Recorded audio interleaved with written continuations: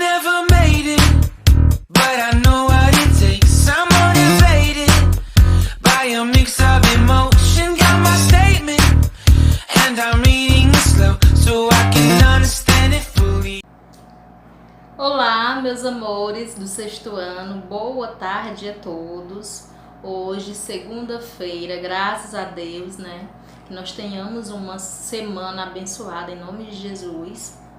E hoje iremos dar continuidade ao nosso conteúdo de língua portuguesa. Então vamos lá, peguem os livros de língua portuguesa. Antes da gente começar, queria que vocês abrissem na página 235.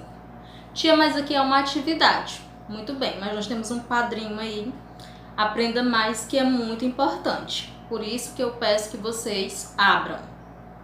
Abriram? Então vamos lá. Aprenda Mais. Nós temos aí um pequeno paralelo diferenciando poesia e poema. Porque muitas pessoas pensam, né? Devem achar que poesia e poema é a mesma coisa. E não é. A poesia é a arte. E o poema, nós temos uma variedade de poemas. Nós temos os poemas que seguem regras, nós temos os poemas livres, que não seguem nenhuma regra, certo? Então vamos lá, me acompanhem. Poesia e poema. Chamamos de poesia a habilidade que temos de criar imagem e reinventar sentidos para as coisas que nos rodeiam. Assim, dizemos que poesia é uma arte e, por isso, está presente em diferentes formas de expressão, como a pintura, a escultura, a música e, como não poderia faltar, o poema. Então, já sabem que poesia e poema são diferentes. Chamamos de poema, portanto, o texto que tem poesia.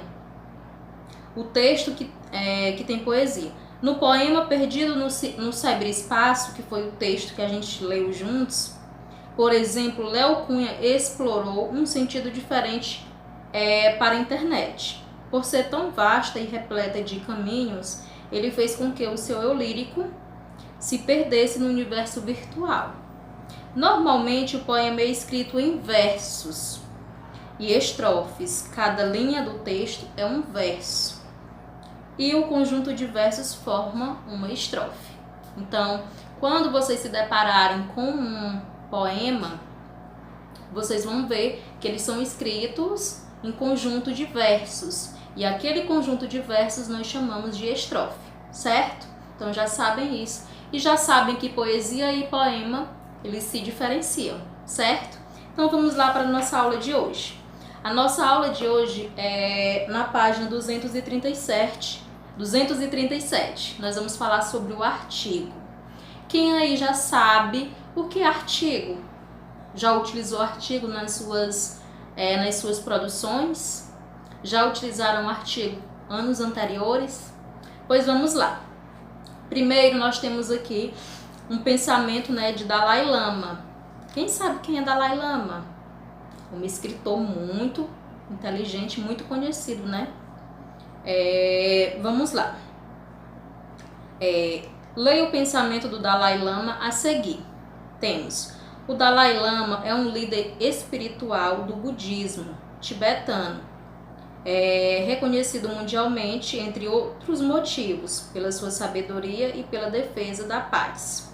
Nós temos um pensamento, de Dalai, que está ao lado. Perdão. Os óculos estão guardados. Vou puxar mais para perto.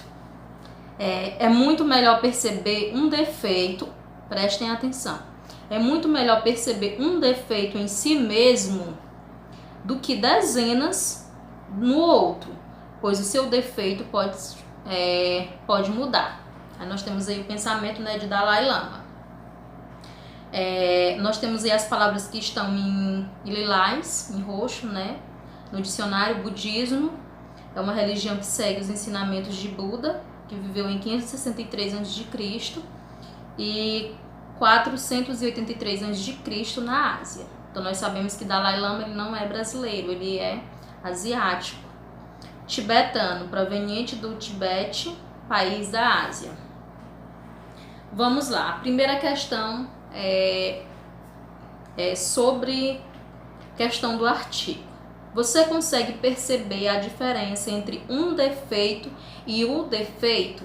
Quando eu digo a Simone, ela tem o defeito. Conseguem saber qual é o meu defeito quando eu me refiro o defeito da Simone é? Ela é chata, um exemplo, que eu não sou. O defeito da Simone é por ela ser chata. Então, quando eu falo, né, eu tenho esse conhecimento de qual é o defeito dela, que é ser chata. Agora, quando eu digo, a Simone tem... não vou dizer tem, né? A Simone, um dos defeitos dela é ser chata. Então, quando eu digo que um defeito dela é ser chata, quer dizer que dentre, né, ela tem outros. E um deles é ela ser chata. Então, está aí a diferença entre o defeito e um defeito. O defeito você consegue definir e um defeito, dentre vários, você não consegue definir, certo? Vamos lá. 2. Em qual desses termos o Dalai Lama se referiu a um defeito qualquer? E aí, dá para vocês identificarem? 3. O que a palavra dezenas significa nesse pensamento? Ele diz lá, do que dezenas no outro, né? De defeitos em si, do que dezenas no outro, pois o seu defeito pode mudar. O que ele quis dizer com dezenas? Com bastante, né? Você não sabe definir o tanto de defeitos que o outro tem. Então é melhor você corrigir o seu. Ele fala dentro do pensamento. Vamos lá que tem mais ou menos as respostas.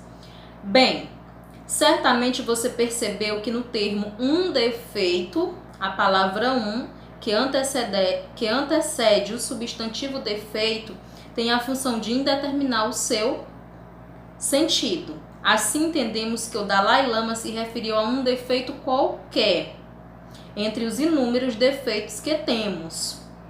Já o defeito, a palavra o determina o sentido de defeito.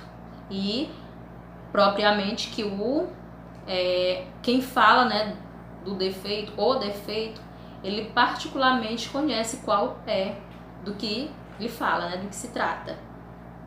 Gramaticalmente, as palavras o e um são conhecidas como artigos.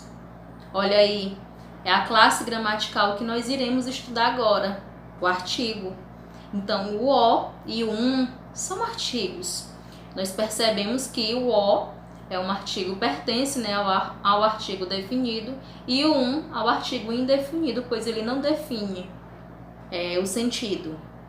Os artigos são, portanto, prestem atenção, são, portanto, palavras que variam em gênero, masculino ou feminino, e número, singular ou plural, e antecedem os substantivos determinando-os ou indeterminando-os. Agora leia esta tirinha. Então, o que é artigo?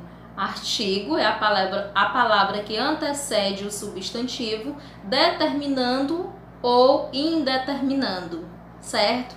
Então, vocês irão ficar na página 237, vocês irão ler a tirinha aqui de Preá e Café, e na próxima aula nós iremos falar sobre os artigos definidos e indefinidos, certo? Uma ótima tarde de segunda-feira, uma semana abençoada a todos e tchau, tchau. E leiam a tirinha que a próxima aula nós iremos falar sobre a tirinha de Preá e Café, certo? Tchau, tchau, beijos.